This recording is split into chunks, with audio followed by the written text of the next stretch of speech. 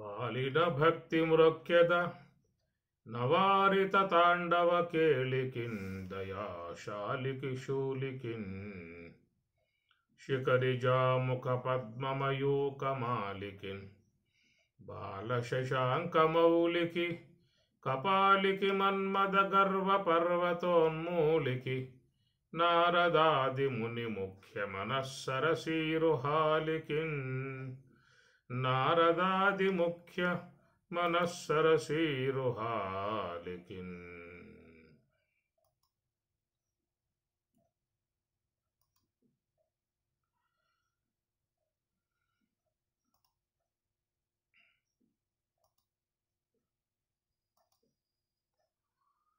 వేదములు తెచ్చినట్టి విభునికి శరణు, ఆది మూలమంటే వచ్చి అతనికి శరణు. వేదసాతానై ఉన్న ఈతనికి శరణు, ఏదసాతానై ఉన్న ఈతనికి శరణు. శ్రీదేవి మగడైన శ్రీపతికి శరణు, అరసి నన్ను గాచిన అతనికి శరణు. పరమునిహమునేలే పతికి శరణు, అరసి నన్ను గాచిన అతనికి శరణు. శరన్నవరాత్రులు, దేవీ నవరాత్రులు, అమ్మవారి ఆరాధనా సంబంధ అంశములు. అందరూ భక్తి శ్రద్ధలతో రోజువారీ అమ్మవారిని సేవించుకుంటూ ఉన్నటువంటి విధానము. ముఖ్యంగా ఈ పర్వదినాలలో జపం చేసినట్లయితే గొప్ప ఫలితాన్ని పొందే అవకాశం ఉంటుంది. దేశే కాలేశ పాత్రేశ తద్దానం సాత్వికం శృతం అన్నట్లుగా దేశే కాలేశ, దేశాన్ని ఎరిగి కాలాన్ని ఎరిగి జపము ఇవన్నీ కూడా దైవ సంబంధమై ఉన్నటువంటి కార్యక్రమాలు చేసేటువంటి వారికి గొప్ప ఫలితములు పొందే అవకాశం ఏర్పడుతుంది. ముఖ్యంగా ఉపవాసములు పాటిస్తూ ఉంటారు, మంచిది. ఉపవాసములు చేయటం వల్ల శరీర ఆరోగ్యానికి చాలా ముఖ్యమై ఉన్నటువంటి అంశము. కాస్త లోపల ఉన్నటువంటి అవయవాలకు కొంచెం రెస్ట్ ఇవ్వాలి. వాటికి ఇచ్చినట్లయితే మళ్ళా అవి శక్తివంతముగా పనిచేసే అవకాశం ఏర్పడుతుంది. కనుక ఉపవాసములు ఉండటం, అమ్మవారి గురించి ఉండటం ఇంకా గొప్ప విశేషము. ఈ సందర్భాలలో ఎక్కువగా పండ్లు, కూరగాయలు ఇలాంటివి తినటం కూడా చాలా మంచిది. దేహానికి చాలా మేలు చేస్తాయి. మంచి రసాలు దాంట్లో ఉంటాయి కాబట్టి ఆరోగ్యకరమై ఉన్నటువంటి వాతావరణాన్ని ప్రసాదించేవిగా ఉండేటువంటి దానం కనుక మరి పర్వదినాలలో పాటించేటువంటి యొక్క నియమాలు చాలా వారికి మహాత్ములు ఆరోగ్యాన్ని దృష్టిలో పెట్టుకునే మనకు చెప్పుకొచ్చినటువంటి అంశములు ఒకటి. రెండవది ఏంటంటే జపం కానీ ధ్యానం కానీ బాగా విశేషంగా ఈ 10 రోజులు చేసినట్లయితే ఓం జగన్మాత్రే నమః, ఓం లలితాదేవ్యై నమః, ఓం సరస్వతీదేవ్యై నమః, ఓం దుర్గాదేవ్యై నమః అని ప్రకారంగా మరి ఉండేటువంటి అవతారాలు రోజువారి ఒక్కొక్క అవతారముగా అమ్మవారి విశేషాలుగా ఉన్నటువంటివి కాబట్టి ఏ రోజు అమ్మవారి మరి అవతారముగా ఉన్నటువంటి రోజున ఆ నామాన్ని జపించుకోవటం కూడా చాలా మంచిది. సరస్వతీదేవి అయి నమః, అమ్మవారి సరస్వతి అవతారం అప్పుడు సరస్వతీదేవి అయి నమః అంటే భారతీదేవి అయి నమః. అట్లా లక్ష్మీ అమ్మవారి అవతారం పూట లక్ష్మీ అమ్మవారి యొక్క నామాన్ని కూడా జపించుకోవటం వల్ల ఎంతో పుణ్యం వస్తుంది, మనసు శుద్ధమవుతుంది, అమ్మవారి కృప కలిగే అవకాశం కూడా ఏర్పడుతుంది. కనుక ఏ రోజున మనం అమ్మవారిని సేవించుకుంటూ ఉంటామో ఆ రోజున ఆ నామాన్ని బాగా మనస్సులో జపించుకోవాలి. ఇంట్లో ఎక్కడ ఉన్నా కానీ ఏ పనిలో ఉన్నా కానీ జపించుకుంటూ ఉన్నట్లయితే దాని ద్వారా మనస్సు శుద్ధమవుతుంది, చక్కటి జీవన విధానం ఏర్పడుతుంది, జీవితంలో శుభములు చేకూరే అవకాశం ఏర్పడుతుంది. ప్రాథమికంగా చెప్పుకునేటువంటి అంశాలు ఇవి. ఇకపోతే అమ్మవారి అవతారం మరి గాయత్రి అవతారముగా చెప్పుకునే రెండో అవతారము గాయత్రి అమ్మవారి అవతారముగా చెప్తారు. మొదటి అవతారము బాలా త్రిపుర సుందరి నిన్నటి రోజున మనం అమ్మవారి గురించి కొంత చెప్పుకోవడం జరిగింది. బాల త్రిపుర సుందరి అని చెప్పి అన్నప్పుడు మనం మామూలుగా అమ్మవారి యొక్క చిన్న ఆకారముగా బాల ఆకారములో ఆ విధంగా సేవించుకోవడం జరుగుతూ ఉంటుంది. రెండవది పసిబిడ్డలుగా ఉన్నటువంటి వాళ్ళని కూడా కూర్చోబెట్టి వాళ్ళని పూజ చేసి కూడా చాలామంది కార్యక్రమాలు చేస్తూ ఉంటారు. ఇదంతా మనకు ఉపాసనా సంబంధమై ఉన్నటువంటి అంశము. ఇక జ్ఞానపరంగా చూసినట్లయితే, తాత్విక పరంగా, అంతరార్థపరంగా చూసినట్లయితే మరి బాల అనేటువంటి యొక్క అంశం మనలో అది జ్ఞానస్వరూపిణి, మోక్షదాయిని, శుద్ధ సాత్విక బ్రహ్మాకార వృత్తి స్వరూపిణి. అంటే బాల అనేటువంటి అమ్మవారి దర్శనం చేసుకోవాలని చెప్పన్నట్లయితే అది కుండలిని యోగ దర్శనము అని చెప్పని అంటారు. సుషుమ్నా ద్వారం దగ్గర మాత్రమే మీకు అమ్మవారు దర్శనం ఇచ్చే అవకాశం ఉంటుంది. అనగా ధ్యాన మార్గంలో, నివృత్తి మార్గంలో ప్రయాణం చేసేటువంటి వారు కుండలిని యోగము అని చెప్పని అంటారు. శ్వాస బాగా తన గమనం తగ్గిపోయి ఒక తన్మయ స్థితికి వెళ్ళినప్పుడు అక్కడ శుద్ధ సాత్విక స్థితి అనేటువంటిది ఉంటుంది. దాన్ని కుండలిని యోగం అని చెప్పని అంటారు. అక్కడ ఉన్నటువంటి అక్కడ చెప్పేటువంటి అంగుష్టమాత్ర అనే విధానముగా చెప్పుకొస్తారు. అంగుష్టమాత్రమై ఉన్నటువంటి అదొక స్థితి, అది యోగులకు మాత్రమే గోచరించేటువంటి విధానము. ఆ విధముగా ఉన్నటువంటి ఆ బాల అనేటువంటి శుద్ధ సాత్విక స్వరూపిణి మరి త్రిపుర సుందరిగా మనం చెప్పుకున్నటువంటి విషయం నిన్న. త్రిపురములు అనగా స్థూల దేహము, సూక్ష్మ దేహము, కారణ దేహము, ఈ మూడింటిని కూడా పురములు అని చెప్పని అంటారు. ఎందుకంటే ఆ పురములలో పురుషుడు అనేటువంటి వాడు ఒకడు ఉన్నాడు. పురుషరీరే చేత ఇది పురుష. పురుషుడు ఉండటం వల్ల దాని పురము అని చెప్పనే పేరు ఏర్పడుతుంది. అది అట్లా విశ్వ జగత్తంతా కూడా మరి సర్వేశ్వరునికి దేహం గనుక ఆయన శరీరంగా ఉన్నటువంటి ఆయన మరి సర్వేశ్వరుడు, ఆయన పురుషుడు అని చెప్పి అన్నారు. ఇద్దరు పురుషులే. కాబట్టి మీకు పురుష సూక్తము అనేటువంటి దాంట్లో ప్రగాఢముగా ప్రధానముగా సర్వేశ్వరుణ్ణి ఉద్దేశించి పురుష సూక్తం బోధిస్తూ ఉంటుంది.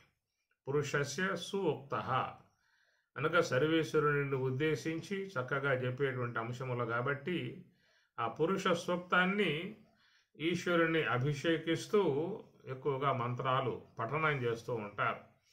మీకు కూడా చాలామందికి ఆ పురుష సూక్తం అనేది పరిచయం ఉంటుంది.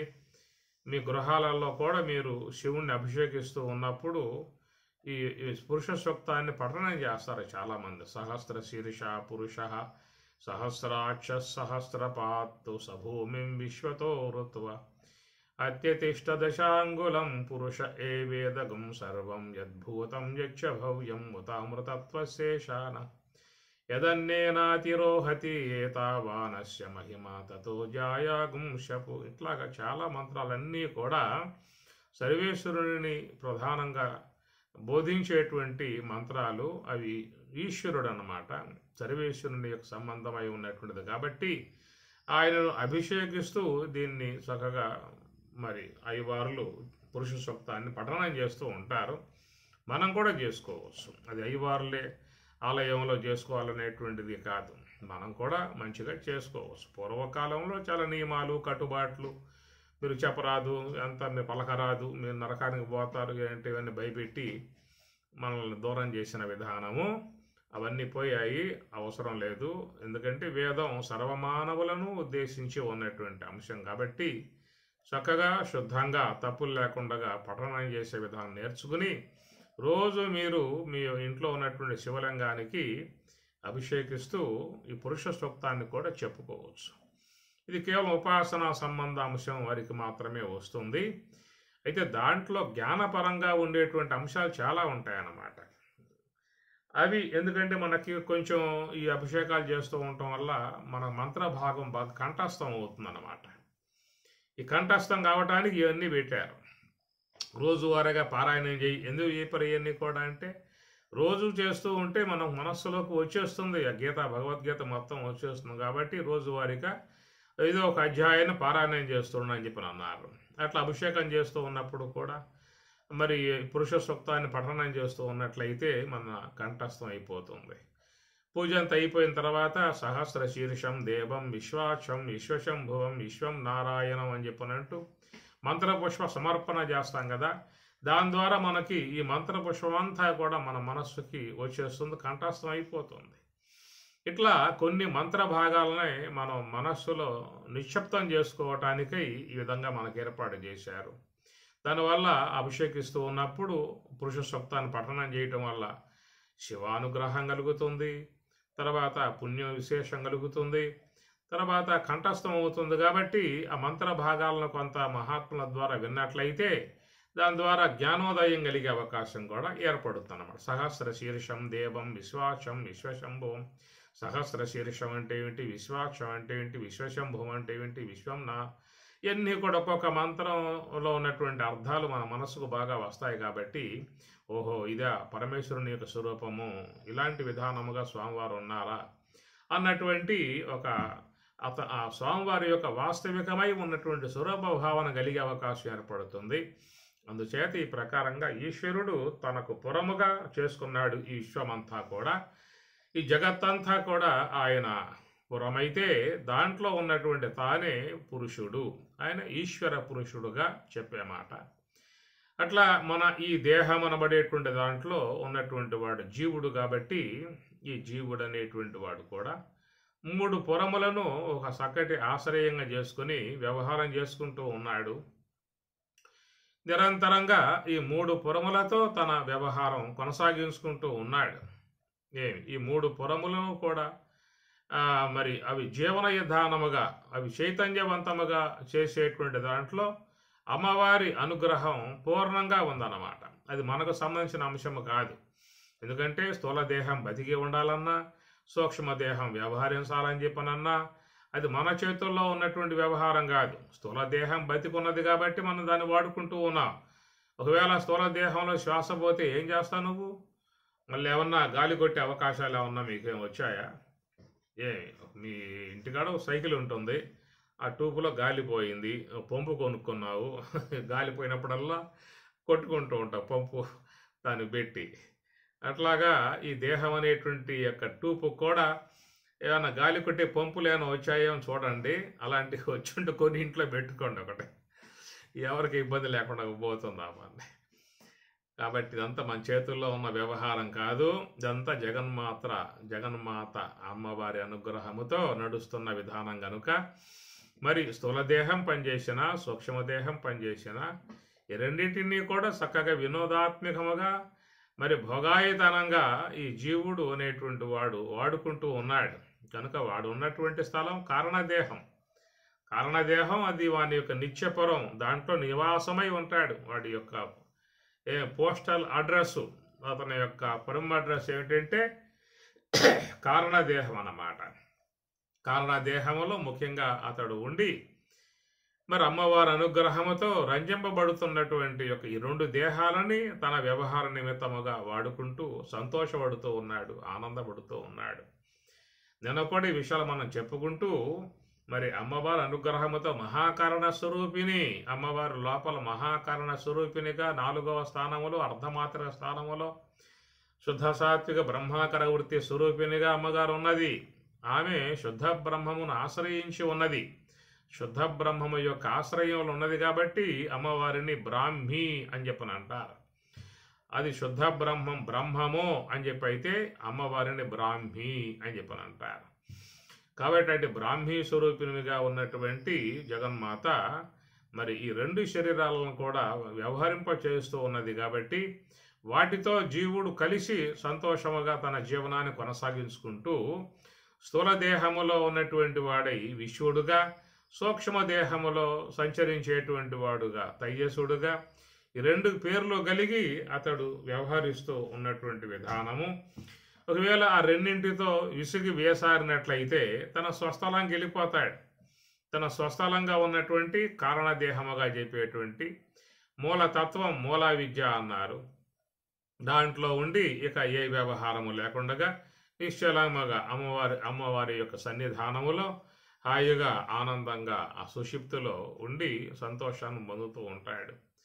మళ్ళా విహారార్థమై మళ్ళా బయటకు వచ్చి అమ్మవారి యొక్క ఆశ్రయంలో పనిచేస్తున్నటువంటి ఈ రెండింటినీ కూడా ధరించి వ్యవహరింపజేసుకుంటూ ఉంటాడు. కాబట్టి ఇట్లాగా జీవుడు అనేటువంటి వాడు తన యొక్క జీవన విధానంలో పుట్టింది మొదలు మరణ పర్యంతం వరకు, దేహం ధరించింది మొదలు దేహం వదిలే పర్యంతం వరకు ఈ ప్రకారముగా ఈ సూక్ష్మ దేహము స్థూల దేహాలతో సంబంధం పడి ఈ జీవుడు అనేటువంటి అతడు వ్యవహరిస్తున్నటువంటి విధానము అని చెప్పని, ఇది ప్రవృత్తికి సంబంధించినటువంటి అంశము.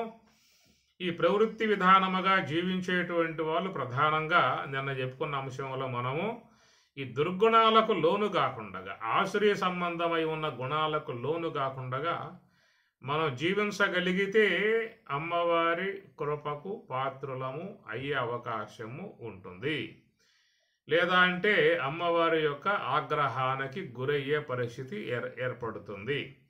మనం చూసినట్లయితే ఈ రాక్షస గణములుగా చెప్పుకునేటువంటి వాళ్ళందరూ కూడా మరి ఆశ్రయ సంబంధమై ఉన్న గుణాలతో ప్రవర్తించటం కారణంగా అసురులయ్యారు. ముఖ్యంగా ఎందుకు సురులయ్యారాయా అని చెప్పనంటే వాళ్ళు దైవీ గుణాలతో జీవించేటువంటి విధానం ఉన్నారు కాబట్టి వారిని సురులు అనేటువంటి మాటగా చెప్పుకున్నాం. ఎవరైనా కావచ్చు కాక దైవీ గుణాలతో సంబంధం పడి జీవితాన్ని జీవించే వాళ్ళుగా ఉన్నట్లయితే వారిని దేవతలుగానే చెప్పాల్సి ఉంటుంది. మానవ లోకంలో ఉన్న మానవ దేవతలు, దివిలో ఉన్నటువంటి స్వర్గంలో ఉన్నటువంటి స్వర్గలోక దేవతలు, ఎక్కడ ఉన్న దేవతలే, ఏ లోకంలో ఉన్న దేవతలే, దైవీ గుణములు ఆశ్రయించి ఉన్నటువంటి వాళ్ళందరూ కూడా దేవతలే.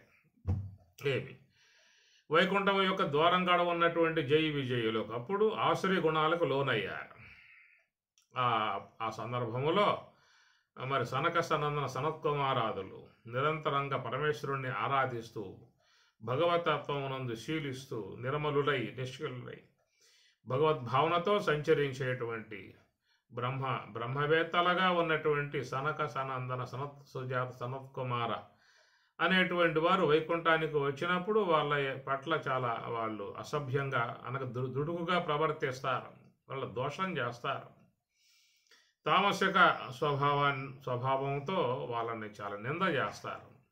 తత్కారణంగా వాళ్ళ శాపానికి వాళ్ళు గురై తర్వాత కాలంలో వాళ్ళు 3 జన్మలు ఎత్తే పరిస్థితిగా రాక్షసులుగా పుట్టాల్సిన పరిస్థితి ఏర్పడింది.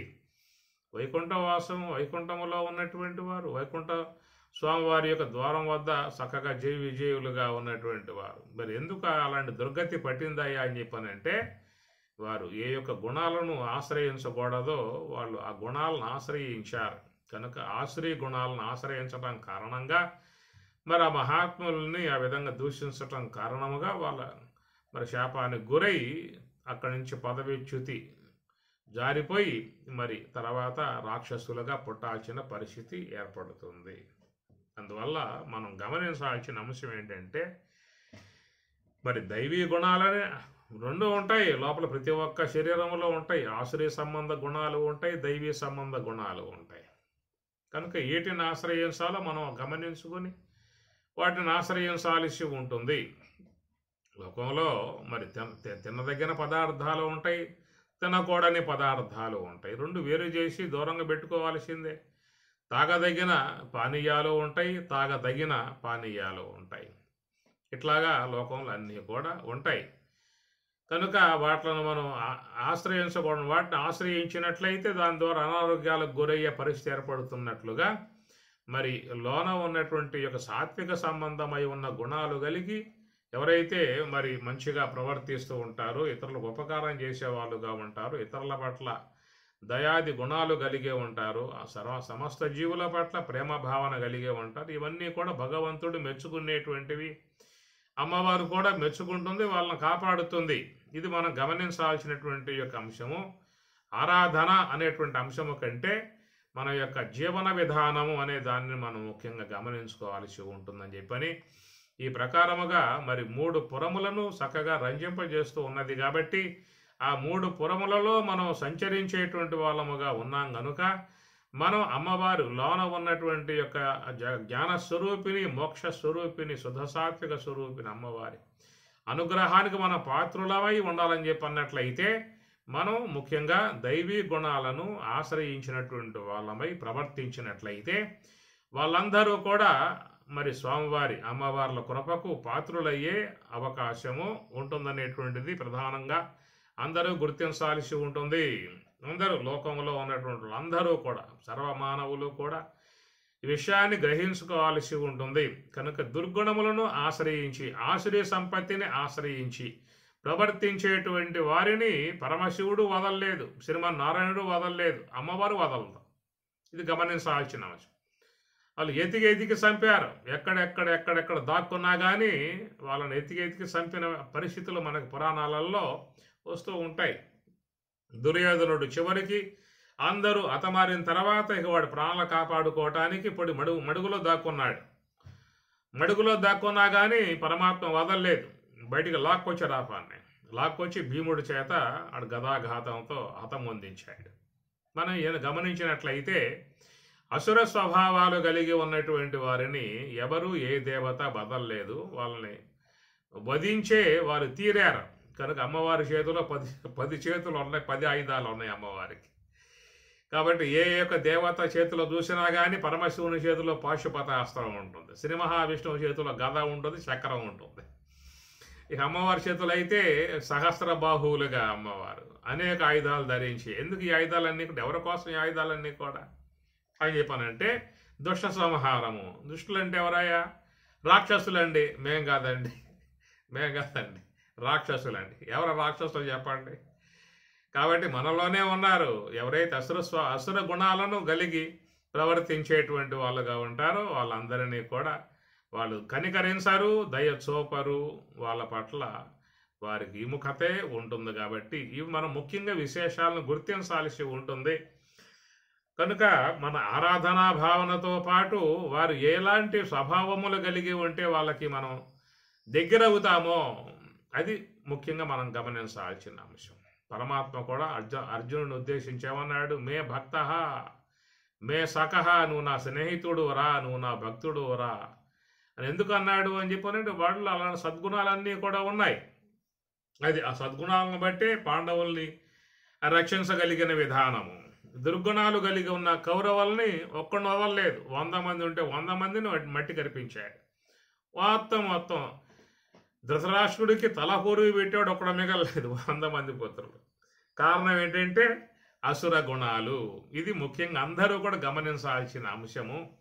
నిన్న కూడా చెప్పుకున్న విషయాలు మేము సహస్రనామాలతో పూజ చేసామండి, సహస్ర కుంభాభిషేకాలు చేసామండి, పూలతో అమ్మవారిని బాగా ముంచెత్తామండి, ఎన్నో సహస్ర కలశాలతో అభిషేకాలు చేసామండి, 101 పదార్థాలను వండి పెట్టామండి, ఏదో చెప్తూ ఉంటారు. ఇదంతా ఆడంబరాల కోసంగా చేసుకునే వ్యవహారాలు. కనుక అమ్మవారికి అవన్నీ కూడా కాదు. మనం కావాల్సింది మన మనస్సులో మంచి ధ్యానం ఉండాలి, మన మనస్సులో మంచి ఆలోచన ఉండాలి, మన మనస్సులో అమ్మవారు కొలువై ఉండాలి. ఆమె యొక్క నామం మన మనస్సులో నాలుక మీద తాండవిస్తూ ఉండాలి. ఇతర జీవుల పట్ల కనికరం కలిగి ఉండాలి, ప్రేమ కలిగి ఉండాలి. ముఖ్యంగా ఏంటంటే మనుషులలో అసూయ గుణం ఒకటి బాగా పెరిగిపోతుందండి. ఏమాత్రం పక్కవాడు తనకంటే కొంచెం మెరుగుగా ఉన్నాడు అని చెప్పారంటే చాలు ఎమ్మటి అసూయ పుట్టుకొస్తుంది. అక్కడి నుంచి ఆడు ఎట్లా పోతాడా, ఎట్లా నాశనం అవుతాడా, ఎట్లా ఏ విధంగా ఆడు కూలిపోతాడా, ఇవన్నీ కూడా మనసులోకి వచ్చేస్తూ ఉంటాయి. ఇదంతా మంచి పని అనేటువంటిది కాదు. ఇతరుల యొక్క మేలు, ఇతరుల యొక్క అభివృద్ధి, ఇతరుల యొక్క ఉన్నతి చూసి మనం సంతోషం కలగాలి. మనకంటే విద్యలో గొప్పవాడు అయ్యాడని చెప్పనంటే సంతోషించాలి, మనకంటే ధనంలో గొప్పవాడయ్యాడు అంటే సంతోషించాలి, మనకంటే గౌరవంలో గొప్పవాడయ్యాడు అంటే సంతోషించగలగాలి. అలాంటి హృదయం మనకు రాగలుగుతుందా అనేది మనం చూసుకోవాలి. ముఖ్యంగా చాలా పరివర్తన కలిగి ఉన్నటువంటి యొక్క తత్వం అండి ఇది. మాత్రం అంత తేలిగ్గా ఏదో చెప్పుకోవటమే కానీ అంత తేలిగ్గా హృదయం అంత పరిపక్వతగా వచ్చే విధానాలు ఉండవు. పక్కవారు ఏమాత్రం కొంచెం మెరుగుగా ఏ విషయంలో కానీ కాక మెరుగుగా మనకంటే అందంలో మెరుగుగా ఉన్నా, మనకంటే ధనంలో మెరుగుగా ఉన్నా, మనకంటే గొప్పవాళ్ళుగా మెరుగుగా ఉన్నా, మనకంటే విద్యలో మెరుగుగా ఉన్నా ఎమ్మటే వాళ్ళ మీద ఒక అసూయ పుట్టుకొస్తుంది. తర్వాత అక్కడి నుంచి వాళ్ళ మీద ఏదో నానా రకాలుగా మాట్లాడే విధానం ఏర్పడతా ఉంటాయి. ఇది పరివర్తన చెందని హృదయాలు, పరిపక్వత పొందని హృదయాలు. అలాంటి వాటిలో అమ్మవారు ఎట్లా వచ్చి నివాసంగా ఉంటుంది? ఆ పీఠం మీద అమ్మవారు కూర్చుంటుందా చెప్పండి? అసలు రాదు. ఆమె దూరంగా ఉంటుంది. మేము నైవేద్యం పెట్టామే, ఏం రాలేదు. పూలు పెట్టామే, నీ పూల కోసం, నీ నైవేద్యం కోసం ఆమె వస్తుంది. ఆమె లేకపోతే ఆమె దగ్గర లేవా, పూలు లేవా, నైవేద్యాలు లేవా. కాబట్టి ఈ ప్రకారంగా ఒక మనిషిలో తెలియనితనము, ఒక అజ్ఞానము, ఒక మూర్ఖత్వము, ఒక ఈ చెప్పుకోవడానికి కూడా అందకుండా ఉన్నటువంటి విధానాలుగా వ్యక్తిత్వములు ఎదిగి ఉన్నటువంటివి, పరివర్తన చెందకుండా ఉన్న వ్యక్తిత్వాలు. మనం పురాణాలు చదువుతూ ఉన్నాం. జంభాసురుడు వాడిని చంపింది, కరంబుడు వాడిని చంపింది, రంభుడు. అరే అవన్నీ ఎందుకు చంపింది వాళ్ళందరినీ కూడా అంటే వాళ్ళలో అసూయలు ఉన్నాయి, ద్వేషాలు ఉన్నాయి, కక్షలు ఉన్నాయి, వైరాలు ఉన్నాయి. ఇలాంటి గుణాలతో ప్రవర్తించడం కారణంగా ఆమె ఎవరిని వదిలిపెట్టలా, చంపిపారేసింది ఆ పని.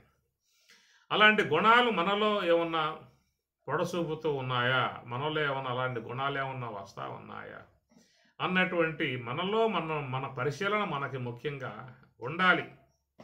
రాగలగాలి, మార్పు రాగలగాలి, హృదయం పరిపక్వత చెందగలగాలి, హృదయంలో దైవీ గుణాలు బాగా నివాసముగా ఉండగలగాలి. ఎంతంత జపం చేస్తూ ఉంటాము, ఎంతంత ధ్యానం చేస్తూ ఉంటాము, అంతంతగా మన హృదయం పరిశుద్ధమవుతుంది, నిర్మలమవుతుంది, స్వచ్ఛమవుతుంది. గమనించండి, లోన ఉన్నటువంటి యొక్క అంతఃకరణం శుద్ధం కాగలిగితే దాంట్లో దైవీ గుణాలు వచ్చి నివాసంగా ఉంటాయి. దట్స్ ఆల్, అంతే, ఇంకేం లేదేక. మనస్సులో అపరిశుద్ధ విధానముగా మాలిన్యములు చేరి ఉన్నటువంటి దాంట్లో ఆసురీ గుణాలే నివాసం చేస్తాయి. అది మనం బాగు చేసుకోవాల్సింది మనసనే గృహం, మనసనే మందిరం. ఆ మందిరాన్ని మనం బాగు చేసుకుంటే, దాన్ని శుద్ధంగా పెట్టుకుంటే దైవం వచ్చి దాని నివాసంగా ఉంటాడు. మన ఆలయం కడతాం, ఆలయంలో స్వామివారి ప్రతిష్ఠ చేస్తాం, ఏమేమో చేస్తూ ఉంటాం. అవన్నీ కూడా ఒక ఆచారంగా బాహ్య విధానాలుగా చేసుకునే అంశాలు. పరమాత్మ చెప్పేది ఒకటే, నీ మనసు పరిశుద్ధంగా చేసుకోరా నాయనా అని చెప్పి అంటూ ఉన్నాడు. ఏమి నీ ఉద్ధారకం అనేది నీ మనస్సు యొక్క పరిపక్వతను బట్టి వస్తుంది. ఉద్ధరేదాత్మనాత్మానం ఆత్మానం అవసాదయేత్ ఆత్మైవ హ్యాత్మనో బంధు ఆత్మైవ రిపురాత్మన. నీకు నీవే శత్రువు, నీకు నీవే మిత్రుడవు. కాబట్టి నీకు నీవే బంధువు, నీకు నీవే వైరం గలవాడివి, శత్రువు. అందువల్ల ఆ ప్రకారంగా మనం లోన చూసుకోవాలి. ఎలాంటి విధాయకంగా లోపల కల్మషాలు చేరిపోయాయో అవి చూసుకోవాలి. మనలో అసూయలు పొడజూపుతూ ఉన్నాయా, మనలో విద్వేషాలు ఏమన్నా పొడజూపుతూ ఉన్నాయా, మనలో కార్పణ్యములు ఏమైనా కలిగి ఉన్నాయా, ఇవన్నీ కూడా చూసుకోవాల్సి ఉంటుంది. రుక్మిణి అమ్మవారికి సందేహం కలిగింది. ఏమిరా, స్వామి పట్ల ఎంతో భక్తి భావనతో ఉన్నటువంటి వాళ్ళం మనల్ని మర్చిపోయి ఉంటాడేమో కానీ నా పిల్లల గురువు ఎప్పుడు చేత్తో పట్టుకుంటాడు, తన ఒంటి మీద పెట్టుకుంటాడు, చేత్తో కగులించుకుంటాడు, ఎన్నో చేస్తూ ఉంటాడు, పక్కన పెట్టడేదాన్ని అసలు అనే విధానంగా మరి వాళ్ళకి ఒక భావన, సందేహం కలిగింది అమ్మవార్లకి. ఒక పూట స్వామివారు నిద్రిస్తూ ఉన్నప్పుడు ఆ పిల్లల గురువుని తీసుకున్నారు, అడిగారు, ఏమే మేము ఎంతగా సేవ చేస్తూ ఉన్నాం, ఎంతగా వారికి అనుగ్రహ విధానంగా ఉంటూ ఉన్నాం, మాపై లేనటువంటి అనుగ్రహం నీకెట్లా కలిగింది? అంత ప్రేమగా నిన్ను చూస్తాడు, చేతులతో అట్లా పట్టుకుని సంచరిస్తూ ఉంటాడు, పెదిమెల మీద తాండవిస్తూ ఉంటావు, నువ్వు ఇంత సన్నిహితంగా, ఇంత సాన్నిహిత్యముగా ఎట్లా కాగలిగావు అని చెప్పని వాళ్ళు అడిగితే దానికి మాటలు వచ్చాయట. ఆ సందర్భంలో పరమాత్మే మాటలు ఇచ్చి ఉంటాడు బహుశా. అది చెప్పిందనమాట, అమ్మ నేను ఎలాంటి కల్మషములు లేకుండా ఉన్నాను, అందువల్ల నా పట్ల స్వామివారికి ఎంత ఒక ప్రేమ భావన ఉన్నది, అనుగ్రహ భావం ఉన్నది. నాలో ఏమి లేవు, ఏం పెట్టుకోవాలా, నేనే మొత్తం ఖాళీగా ఉన్నా. అది అట్లాగా ఆ యొక్క చూస్తే వేణువు చూస్తే దానికి 9 బెజ్జాలు ఉంటాయి అన్నమాట. ఈ 9 బెజ్జాలు ఉంటాయి చూడండి కావాలంటే. ఆ 9 బెజ్జాల నుంచి అనేక రాగాలు వెలువడుతూ ఉంటాయి. దాన్ని వాయించే వాళ్ళు చూస్తే ఆ వేణునాదం చాలా గొప్పది. మన సంగీత శాస్త్రంలో, సంగీత వాయిద్యాలలో ఆ వేణునాదము, వీణానాదం 2 బాగా ఉండేటువంటి అనమాట. మిగతా అన్నీ కూడా తర్వాతే. వేణునాదం ఫస్ట్, రెండవది వీణానాదం అన్నమాట. అట్లాగా మరి ఆ పరమాత్మ వేణునాదాన్ని చక్కగా ఆయన గారు ఆనందిస్తూ ఉంటాడు. కారణం ఏంటంటే చెప్పింది, ఆ యొక్క వేణువు చెప్పింది, అమ్మ నాలో ఏమీ లేదు, కావాలంటే చూసుకోమని చెప్పని అన్నది. అట్లాగా దాన్ని చూస్తే లోపలేమున్నది, అంత టొల్ల, లోపలేమి లేదు. లోపల చూస్తే వేణువు దాంట్లో ఏముంటుంది చెప్పండి, ఏమి లేదు దాంట్లో. మొత్తం ఆ పక్క ఈ పక్క మొత్తం టొల్ల అన్నమాట. అందువల్లే పరమాత్మాన్ని పట్టుకున్నాడు. అట్లాగా మన దేహం అనేటువంటిది కూడా 9 రంధ్రాలు కలిగి ఉన్నది. 9 బెజ్జాలు ఉన్నది మన దేహానికి కూడా. అలాగా మరి మనం కూడా పరమాత్మకు అంతటి ప్రీతిపాత్రులం కావాలని చెప్పనే విధానం ఉన్నట్లయితే మనం కూడా టొల్ల అయిపోవాలి. లోపల ఏమీ పెట్టుకోకూడదు, ఎవరి మీద పెట్టుకోకూడదు. ఎందుకంటే ఎవరి మీద పెట్టుకున్నా ఆయన పరమాత్మ మీద పెట్టుకున్నట్లే. మమైవాంశో జీవలోకే జీవభూత సనాతన మమ అంశ జీవ. పరమాత్మ చెప్పాడు, ప్రతి జీవిలో నేనున్నాను, ప్రతి జీవి నేనే అన్నాడు. క్షేత్రజ్ఞం చాపి మాం విద్ధి సర్వక్షేత్రేషు భారత. క్షేత్రజ్ఞం సర్వక్షేత్రేషు, ప్రతి శరీరములో ఉన్నటువంటి క్షేత్రజ్ఞం ఏ యొక్క జీవుడు ఉన్నాడో అట్టి జీవుణ్ణి మాం విద్ధి, నన్నుగా తెలుసుకును. నన్నుగా తెలుసుకు, నేనే జీవరూపముగా ఉన్నాను, చైతన్యవంతముగా ఉన్నాను. అలాగా ఉన్నటువంటి యొక్క నన్ను అన్నాడు. ఆ విధముగా ఉన్నటువంటి మరి సజీవమై ఉన్నటువంటి ప్రతి శరీరములో ఉన్నటువంటి పరమాత్మ యొక్క అంశముగా ఉన్నటువంటి జీవుల్ని మనం ద్వేషిస్తే భగవంతుడు ఊరుకుంటాడా? ఇతరులను మనం అవమానం చేస్తే భగవంతుడు ఒప్పుకుంటాడా అన్న విషయాలు కొన్ని మనం పరివర్తన కలిగినటువంటి హృదయముతో చూడాల్సి ఉంటుంది. కాబట్టి ఆరాధనా సంబంధ భావన ఈ బాహ్యములో పడ్డామే తప్ప కొంచెం మనసును పెట్టి దాని యొక్క లోతైనటువంటి యొక్క అంశాల్లోకి ప్రయాణం చేసే విధానంగా మనం చేయటం లేదు. ఏడాడా చేద్దామా, పూలు గంపలు పట్టుకొద్దామా, పోద్దామా, టెంకాయలు పట్టుకొద్దామా, 100-200 కొడదామా. ఎన్ని కొడతావు టెంకాయలు, ఎన్ని పోస్తావు పూలు, ఎన్ని బిందులు ఇల్లు పోస్తావు? ఆ మొత్తం ఆయన ఇచ్చిందే, ఆయన వస్తువులే. ఈ విశ్వంలో అందరూ వాడుకుంటారని చెప్పని ఇచ్చాడు, అందరిని వాడుకోమని చెప్పని ఇచ్చాడు.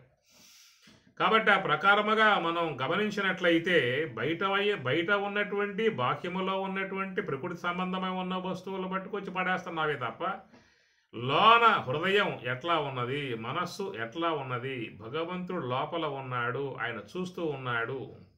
మనలో ఉన్నటువంటి గుణాలతో మనం ప్రవర్తిస్తూ ఉన్నాము. అమ్మవారు మెచ్చుకునే విధానం కాదు, స్వామివారు మెచ్చుకునే విధానం కాదు. మనం చూస్తే ప్రహ్లాదుడు సన్నిహితంగా అయ్యాడు. ఎందుకు అయ్యాడు ప్రహ్లాదుడు అంటే ఆయన పరివర్తన మంచిగా వచ్చింది. మరి హిరణ్యకశిపుడు దూరం అయ్యాడు. కారణం ఏంటంటే వాడిలో ఉన్నటువంటి యొక్క గుణాలు అవి భగవంతుని దూరం చేశాయి. ఆ గుణాలు వాడు రాక్షసులను చేసి పారేశాయి. ఇతరులను ఏవిధిస్తాడు, హింసిస్తాడు, బాధిస్తాడు, తిడతాడు, కొడతాడు, ఇవన్నీ చేస్తా ఉన్నాడు. ఈశ్వరుడు ఊరుకోరా, ఆయన గారు వచ్చేశాడు. నరమూర్తి కాదు, కేవల హరిమూర్తి కాదు, మానవాకారము కేసరి ఆకారమునున్నది విష్ణుమాయ రచితముగు యథార్థము చూడము అన్న జ్ఞానం చివరిలో వచ్చింది వాడికి. ముందే రావాలక ఆ జ్ఞానం అసలు చివరిలో వచ్చింది. ఆయన ఊరుకోలా, చించి పారేశాడు. ఆ పని దేహాన్ని ఖండాలుగా కోసి పారేశాడు. చింసును హృత్కమలంబు శోణితము వర్షింసున్ ధరామండలిన్ అంటాడు భాగవతంలో. ఆ విధంగా వాడి శరీరాన్ని పట్టుకుని తుంపులుగా నరికి పారేశాట గోళతో నరసింహస్వామి. అంత కోపం వచ్చింది ఆయనకి. చింసును హృత్కమలంబు శోణితము వర్షింసున్ ధరామండలిన్ వింసున్ ప్రేగులు కర్కశలు నాడిక వాళ్ళు ప్రేగులు మొత్తం కూడా తెంచి పారేశాయట. దేహాన్ని చిన్న తుంపులుగా చేసి పారేశాయట. కారణం ఏంటి చెప్పండి? కాబట్టి ఆసురీ గుణాలను వాడు ఆశ్రయించాడు. భగవంతుడు మెచ్చుకోలా, ఆగ్రహానికి గురయ్యే విధానంగా ఏర్పడింది. ప్రహ్లాదుడు రాక్షసాంశంలో పుట్టినప్పటికి కూడా సద్గుణంబులెల్ల సంఘంబులై వచ్చి అసుర రాజతనయునందు నిలచి పాచి సనబు విష్ణుబాయని విధమున. సద్గుణంబులెల్ల సంఘంబులై వచ్చి, ఇది గమనించాల్సినటువంటి యొక్క అంశము. కనుక భగవద్గీతలో కూడా పరమాత్మ అంటాడు, ఏమి దైవీ సంపత్తు విమోక్షాయ నిబంధాయ సురీమతామాసు చ సంపదం దైవీ అభయతస్య భారత. దైవీ సంపత్తి విమోక్షాయ, దైవీ గుణాలు మోక్ష మార్గానికి దోవ చూపేటువంటివిగా ఉన్నాయి. ఆసురీ గుణాలు నిబంధాయ, బంధించేటువంటివిగా ఉన్నాయి.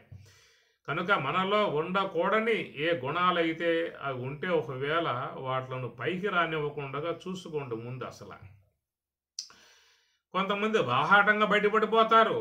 అసూయ కానీ, ద్వేషాలు కానీ, వైరాలు కానీ, విద్వేషాలు కానీ, ఇతరుల మీద గిట్టంతనాలు కానీ, అరే మనం ఇట్లా బయటపడుతున్నాము, బయటపడితే కొంచెం వాళ్ళు ఏమన్నా అనుకుంటారేమో అనేటువంటి ఒక భావన కూడా ఉండి సాగదు. మొత్తం బాహాటంగా బయటపడిపోతాయి. లోపల దాసలేరు, వాళ్ళ లోపల అణసలేరు, వాడు తీసివేయలేరు. అవి కొంచెం బయట పడేయిందే వాళ్ళకి శాంతి ఉండి సాగదు. పడేసాము, అయిపోయింది. ఇక పోయినాయా అంటే మళ్ళా పుట్టుకొస్తూ ఉంటాయి. అవన్నీ మళ్ళా పుట్టుకొస్తూనే లోపల నుంచి. ఎట్లయితే బావిలో నీరు తోడేసినా ఊరుతా ఉంటాయో, లోపల గుణాలు అనేటువంటివి అట్లాగే పెట్టుకొస్తున్నాము అని చెప్పినంటే వాటి నుంచి అలాంటి జలాలే ఊరుతా ఉంటే అలాంటి మాటలే వస్తాయి, అలాంటి సంభాషణలే వస్తాయి, అలాంటి విద్వేష సూపులు, వినికిడి ఇవన్నీ కూడా అలాంటివి. ఒక బావిలో బకెట్ వేశారు, తోడారు, తాగి చూస్తే చాలా అసహ్యంగా ఉందన్నమాట. నీరు చెడిపోయింది. కాబట్టి వాళ్ళు ఏం చేశారు, నీళ్ళు అంతా కూడా తోడి బయట పోసేశారు. మళ్ళీ కొత్త ఊట ఊరిందన్నమాట. అప్పుడు ఆ నీరు కాస్త తోడి నోట్లో పోసుకుంటే మహా అసహ్యంగా ఉన్నది. మరలా బకెట్లు వేశారు, మొత్తం తోడి బయట పోసి పారేశారు. పోసేసి మళ్ళీ కొత్త ఊట వచ్చినా కానీ తాగి చూస్తే అవి కూడా అసహ్యంగా ఉందన్నమాట. ఏమి రాబ్బా, ఇన్నిసార్లు తోడి పోసినా కానీ మళ్ళా జలం అట్లాగే వస్తూ ఉంది, అసహ్యంగా ఉంది, తాగటానికి చాలా హీనంగా ఉన్నది, ఎబ్బెట్టుగా ఉన్నది, చాలా రోతగా ఉన్నది, దుర్గంధముగా ఉన్నది. ఎందుకు కారణం అసలు అని చెప్పేసి ఒక వ్యక్తిని బావిలోకి దించారు. ఆ పని వాళ్ళ లోపల దాకా పోయి మట్టి అంతా బాగా లాగి బయట పారేస్తే ఆ మట్టి లోపల ఒక శునకం కింద లోన పడిందేమో, లోపలికి పోయిందేమో, అట్లాగా అది మట్టిలో కూరుకుపోయిందన్నమాట. కనుక లోపల శవం ఉన్నంత వరకు ఎన్నిసార్లు నీరు ఊరినా కానీ ఎట్లా ఉంటాయి నీళ్ళు చెప్పండి? అవి తాగుతారా, స్నానం చేస్తారా, ఇంట్లో పాత్రలు తోముకుంటారా, బట్టలు ఉతుక్కుంటారా, ఏం చేస్తారా? ఏంటి కాబట్టి ఆ నీరు దేనికి ఉపయోగపడవు? తాగడానికి వీల్లేదు, స్నానం చేయడానికి వీల్లేదు, అంట్లు తోమడానికి వీల్లేదు, బట్టలు ఉతకడానికి వీల్లేదు, ఏం చేయడానికి వీల్లేదు. అభిషేకం చేస్తారా నీటితో ఏమన్నా శివలింగానికి? ఏమి చేసే అవకాశాలు లేవన్నమాట. కాబట్టి ఆ బావిలో ఉన్న కలేబరం లాగి బయట పడేయగలిగితే అప్పుడు మళ్ళా నీరు ఊరితే దానికి శుద్ధమైన జలముగా ఉండే అవకాశం ఉంటుంది. ఇది మనం గమనించాల్సిన అంశము. ఆ ప్రకారంగా మనసు అనేటువంటి దాంట్లో ఏ యొక్క భగవంతుడు మెచ్చుకోవటానికి యోగ్యముగా కాకుండా అన్నటువంటి గుణాలను పెట్టుకుని వ్యవహరించేటువంటి వాళ్ళు ఎన్ని చేసినా కానీ అది భగవంతునికి కనికరానికి భగవద్ అనుగ్రహానికి పాత్రులము అయ్యే అవకాశం అనేటువంటిది ఉండదు. మనం ఈ పండగల ద్వారా గ్రహించుకోవాల్సిన అంశం ఇదే. ఏమి నరకాసురుడు పోయాడు, అందరు పండగ చేసుకుంటారు. ఏడా నరకాసురుడు పోయాడు చెప్పండి? వాడు బతికే ఉన్నాడు. ప్రతి ఒక్క వ్యక్తిలో కూడా నరకాసురుడు బతికే ఉన్నాడు. వాడు అందరిని పీడిస్తున్నాడు, వేధిస్తున్నాడు, అసూయలతో ప్రవర్తిస్తూ ఉన్నాడు. ఇలాగా మరి వ్యక్తులలో ఉన్నటువంటి యొక్క ఈ గుణాల వ్యవహారము భగవంతునికి ప్రీతికరమై ఉన్నటువంటి విధానం కాదన్నటువంటి యొక్క అంశాన్ని గ్రహించుకోగలిగితే మనం భగవంతునికి, అమ్మవారికి దగ్గర అయ్యేటువంటి వాళ్ళము అవుతామనేటువంటిది ప్రధానంగా గమనించుకోవాల్సినటువంటి అంశము. కాబట్టి ఇక్కడ బాల త్రిపుర సుందరి అన్నప్పుడు ఈ 3 పురములు ఏవైతే ఉన్నాయో ఆ 3 పురములు రంజింపజేసేదిగా ఉన్నది. కాబట్టి మనం ఆ యొక్క దాని ద్వారానే నిత్య జీవితంలో పరమశాంతిని పొందవచ్చు, ఆనందాన్ని పొందవచ్చు, సుఖజీవనాన్ని చేసుకోవచ్చు. అన్ని విధాయకాలకు అమ్మవారి అనుగ్రహం మనకి అందిస్తుంది. కానీ ఏంటంటే ఈ గుణాలు అనేటువంటి ఆశ్రయ సంబంధమై ఉన్న గుణాలు కనుక లేకుండగా దైవీ సంబంధ గుణాలు పెంపొందింపజేసుకున్నట్లయితే నీ జీవన విధానం అంతా కూడా చక్కగా ప్రశాంతముగా ఆనందకరముగా సుఖమయముగా ఉండే అవకాశం లాంటిది ఉంటుందనేటువంటిది గమనించుకోవాల్సిన అంశము. ఇక్కడ బాలా త్రిపుర సుందరి అనేటువంటి అమ్మవారు చెప్పుకున్నటువంటి విధానముగా మనలో యోగ సమాధి యందు మహాత్ములకు దర్శనం ఇచ్చేటువంటి జ్ఞానస్వరూపిణి మోక్షస్వరూపిణి శుద్ధ సాత్విక స్వరూపిణి అమ్మవారు. ఆమె హంసలనే వాహనముగా చేసుకుని సంచరించే విధానము అన్నారు. బాలా త్రిపుర సుందరి బాలా అమ్మవారికి ఏంటంటే హంసలే ఆమెకు వాహనములు, రథసారథిగా చేసుకుంటుందట. ఆమె చేతిలో మరి జపమాల ఉంటుంది, అట్లనే వేద సంబంధ పుస్తకము ఉంటుందన్నమాట. రెండు కూడా ధరించి ఉంటుంది బాలా త్రిపుర సుందరి అమ్మవారిని చూస్తే మీరు ఒక చేతిలో జపమాల ఉంటుంది, ఒక చేతిలో వేద మంత్ర భాగాలు ఉంటాయి. అనగా ఏమిటి ఆ జపమాల అని చెప్పనంటే మన యొక్క లోపల జరిగేటువంటి నిరంతరముగా రోజుకి 21,600 సార్లుగా సంచరించేటువంటి ఈ సోహము ద్వారా శ్వాస ద్వారా జరిగేటువంటి జపం, సోహ జపం. అందువల్ల అమ్మవారి చేతిలో జపమాల ఉన్నది అని చెప్పనంటే నిరంతరముగా సోహం సోహం సోహం సోహం సోహం సోహం అనేటువంటి గొప్ప మంత్రం ఇది. ఓం నమో నారాయణాయ, ఓం నమ శివాయ, ఓం ఆంజనేయాయ నమః, ఓం లలితాదేవి అయి నమః, ఓం అని ఇట్లాగా అనేక మంత్రాలు మనం చెప్పుకుంటూ ఉంటాం. అన్ని మంత్రాల కంటే మూల మంత్రమై ఉన్నది సోహం యొక్క మంత్రము. సోహం సహా ప్లస్ అహం. సహా అంటే ఈ విశ్వవ్యాపకమై ఉన్నటువంటి యొక్క ఆ బ్రహ్మము అహం నేనై ఉన్నాననేటువంటి యొక్క మంత్రము. అది అహం బ్రహ్మాస్మి సంబంధమై ఉన్న మంత్రము. అహం బ్రహ్మాస్మి మంత్రోయం బుద్ధి వ్యాధిం వినాశయేతు. అహం బ్రహ్మాస్మి మంత్రోయం చిత్తబంధం వినాశయేతు. అహం బ్రహ్మాస్మి మంత్రోయం అని శంకరాచార్యులు చెప్పుకొస్తారు. అహం బ్రహ్మాస్మి యొక్క మంత్రముతో పాటు సమానమై ఉన్నటువంటి యొక్క మంత్రం సోహం అనేటువంటి మంత్రం.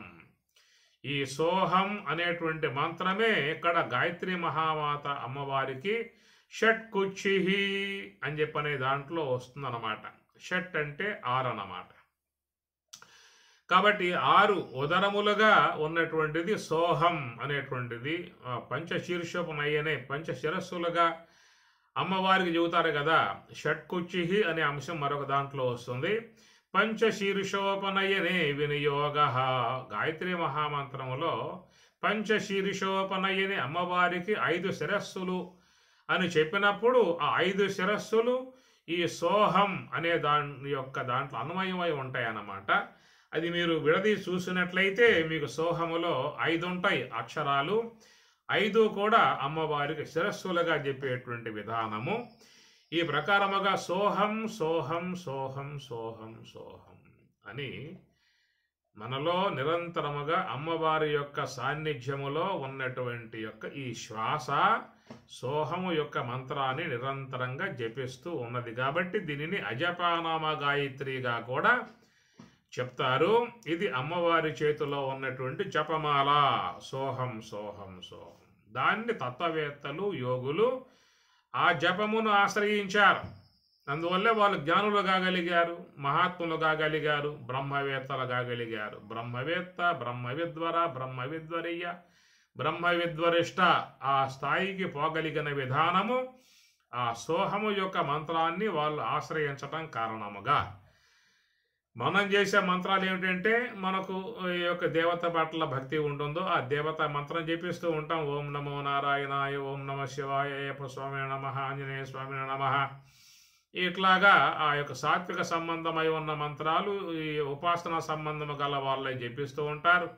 రజోగుణ సంబంధ స్వభావం గలవారు రాజసిక సంబంధమై ఉన్న మంత్రాలు జపిస్తూ ఉంటారు. తామసిక స్వభావం గలవారు తామసిక సంబంధమై ఉన్న దేవతల మంత్రాలు ఓం గ్రీం హ్రీం గ్రీం అని కొన్ని ఉంటాయి. అట్లాగా అభిచార హోమాలని చెప్పని, చేతబడులు అని చెప్పని, ప్రయోగాలని చెప్పని వాటి కోసంగా పనికొచ్చేటువంటి యొక్క సిద్ధులు పొందడానికి మంత్రాలు చేస్తూ ఉంటారన్నమాట. ఇట్లా ఈ విశ్వంలో ముక్కోటి దేవతలు ఉన్నారని చెప్పేసి అని ముక్కోటి దేవతల మంత్రాలు ఉన్నప్పటికీ కూడా అన్ని మంత్రాలకు మూలమై ఉన్నటువంటి యొక్క మంత్రము సోహం అనేటువంటి యొక్క మంత్రము. నువ్వు ఏ మంత్రం పలకాలన్నా కానీ ఈ సోహం అనేటువంటిది ఉండాలి, శ్వాస ఉండాలి. శ్వాస లేక ఉండగా నీకు ఏ మంత్రం బయటకు వచ్చే అవకాశం లేదు, ఏ యొక్క పదం బయటకు వచ్చే అవకాశం లేదు, ఏ యొక్క వేద పఠన జరిగే అవకాశం లేదు. అన్ని శబ్దాలకు మూలమై ఉన్నటువంటి యొక్క మంత్రం సోహం అనేటువంటి మంత్రం. ఆ జపమాల అమ్మవారు త్రిపుర సుందరి అమ్మవారి చేతిలో ఆ జపమాల ఉందన్నమాట.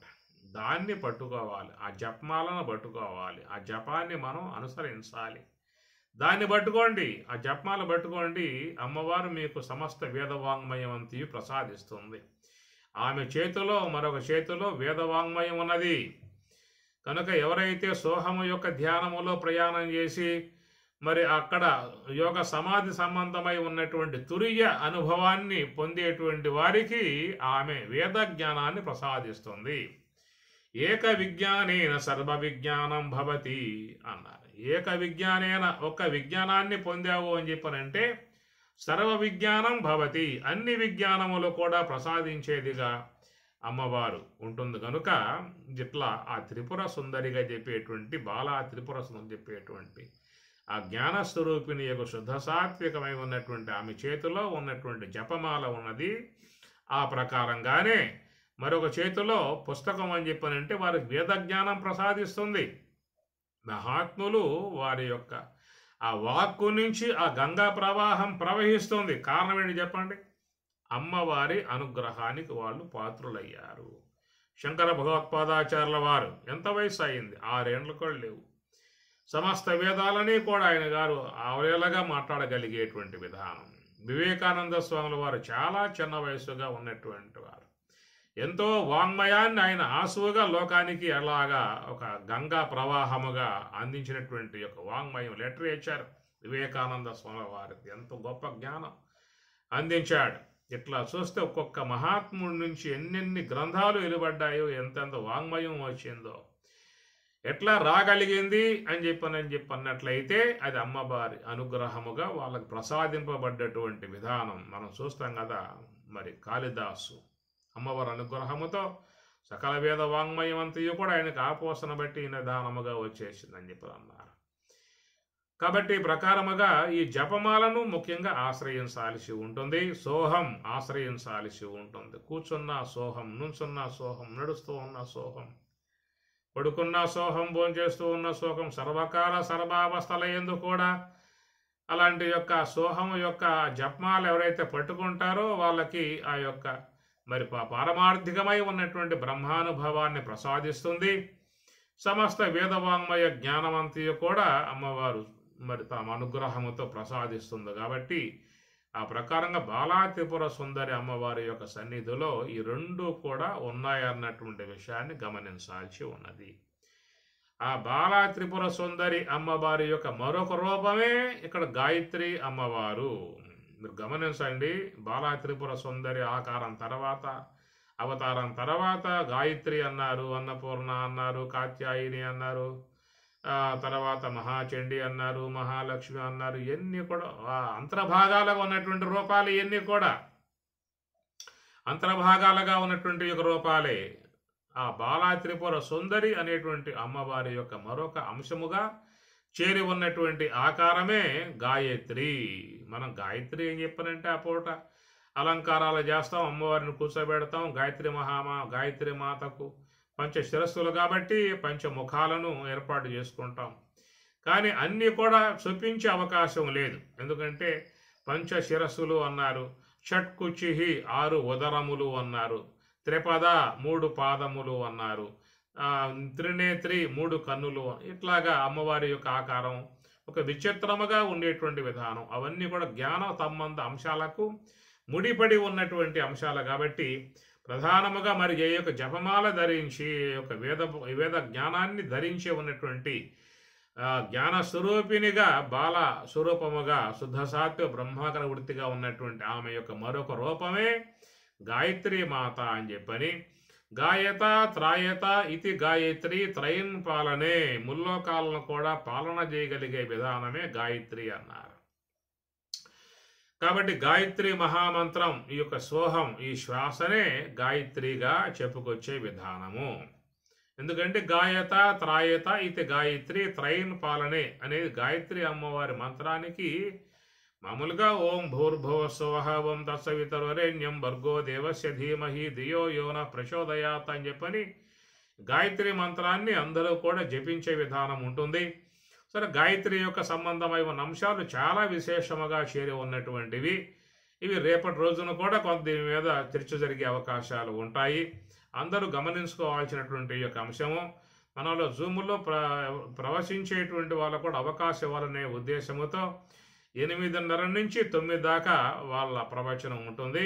దాని తర్వాత 9 నుంచి 10 దాకా నా ప్రవచనం ఉంటుంది. సకాలంలో వచ్చే ప్రయత్నం చేయండి. 8:30 కల్లా వస్తే వాళ్ళు సంతోషపడతారు. వాళ్ళు ప్రిపేర్ అవుతూ ఉన్నారు, ఏవో చెప్పాలనేటువంటి అభిరుచి కలిగి ఉన్నారు. అట్లా వాళ్ళు కూడా శాస్త్రంలో బాగా తిరగేస్తూ ఉన్నారు. అమ్మవారి విశేషాలు ఏమిటో చెప్పేటువంటి దాంట్లో తల్లమునకలై వాళ్ళు కూడా ఇబ్బంది పడుతున్న పరిస్థితి. కాబట్టి మీరు కొంచెం ముందు వచ్చినట్లయితే వాళ్ళు కూడా సంతోషపడే పరిస్థితి ఏర్పడుతుంది. అది గమనించుకోవాల్సిన అంశము. కనుక మరి బాలా త్రిపుర సుందరి అమ్మవారి యొక్క మరొక దాని అంతర్భాగమే గాయత్రి మాత కూడా అంతర్భాగమే. ఎందుకన్నాం గాయత్రి అని చెప్పని? గాయత త్రాయత ఇది గాయత్రి త్రయన్ పాలనే, ముల్లోకాలను పాలన చేస్తూ ఉన్నటువంటి విధానము అని ఒక మాట. అట్లానే గాయత త్రాయతే రక్షిస్తుంది, ఆమె రక్షిస్తుంది. ఎవరైనా శ్వాస ఆశ్రయంలో ఉన్నట్లయితే, హంస యొక్క ఆశ్రయంలో ఉన్నట్లయితే వాళ్ళను ఆమె రక్షిస్తుంది, ఉద్ధారకం చేస్తుంది, బ్రహ్మము యొక్క మార్గం వైపుకి ప్రయాణం చేస్తూ ఉంది. బ్రహ్మ గాయత్రి అన్నారు. అమ్మవారు హంసయే వాహనముగా చేసుకుని ఉన్నటువంటి గాయత్రి మాత హంస వాహనముగా చేసుకున్నది. తన రథానికి హంసలను మరి రథం లాగే విధానముగా బాలా త్రిపుర సుందరి అమ్మవారు హంసలను తన రథానికి వాటను పూంచింది. ఆ హంసలని చెప్పనే మాటగా చెప్పుకొస్తారు. అయితే ఇక్కడ గాయత్రి మాత హంసనే వాహనముగా చేసుకుని ఉన్న విధానం. ఇది హంసలు ఎక్కడుంటాయండి అని చెప్పనే విషయం చాలా మందికి వస్తుంది. మానస సరోవరంలో హంసలు ఉంటాయని చెప్పని ఆ హంసలు చూసే ఉద్దేశంతో చాలామంది మానస సరోవరానికి పోవటం జరుగుతూ ఉంటుంది. మానస సరోవరం పోవటం అంటే సామాన్య విషయం కాదు. చాలా ఇబ్బందులు పడి పోవాల్సిన పరిస్థితి అన్నమాట.